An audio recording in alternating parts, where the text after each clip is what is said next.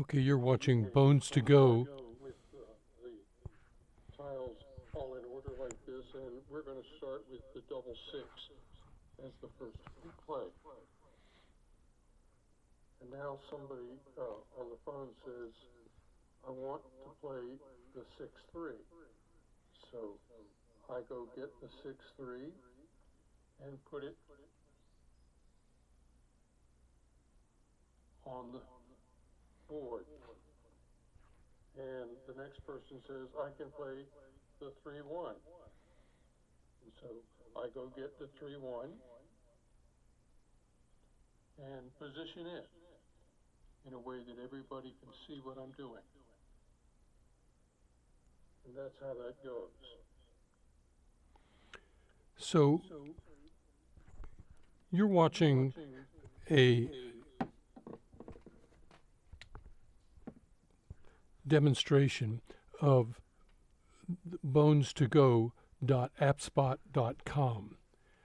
And you can see I'm in a screen here on the left that's showing the control board for me. I'm a player. My name is Brian, and I've named my rack Brian also.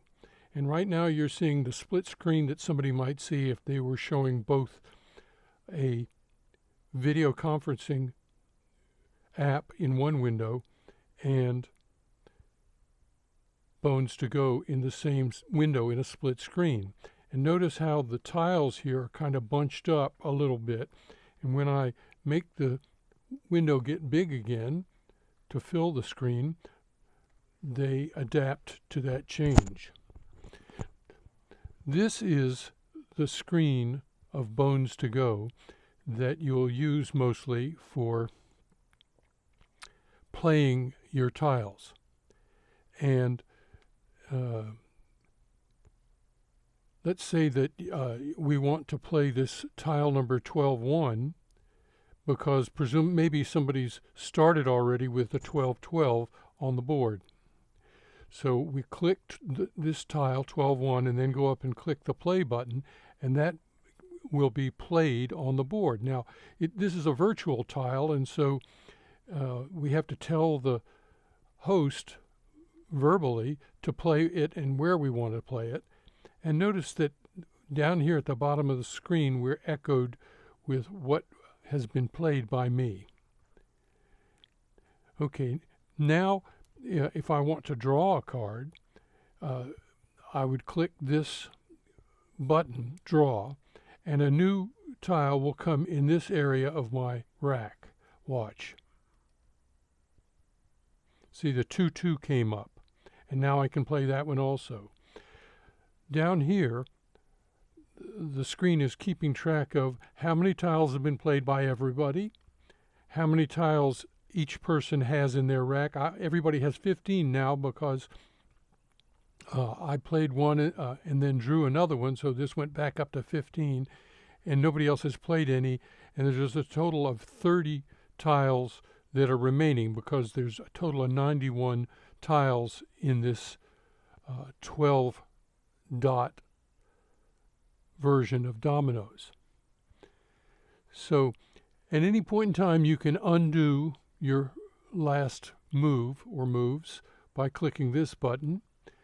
If for some reason one of the other people makes a move and your screen doesn't get updated, like you know that they've played one and yet their countdown here hasn't changed, you can click this update button and it will come back and update the screen.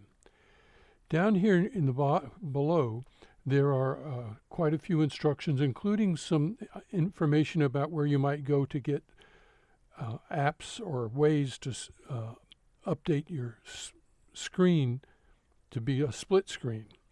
And then at the very bottom here, you can change your name in this field, and if you do, then other people won't know your name, and it'll be a little bit more, you'll be a little bit more sure.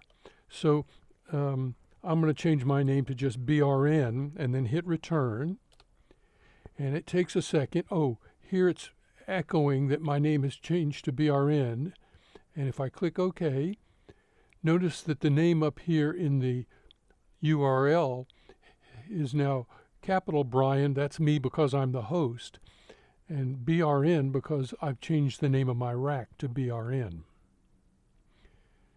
Well, that's all you really need to know, although there are some other screens, but they're pretty perfunctory. The host has to sign people in by clicking a button called Register, and that gives people names for their initial names for their racks, and then they can change them as I showed you I did.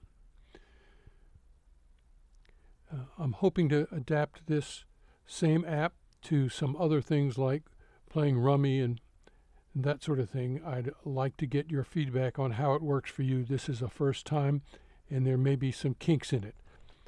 Thank you.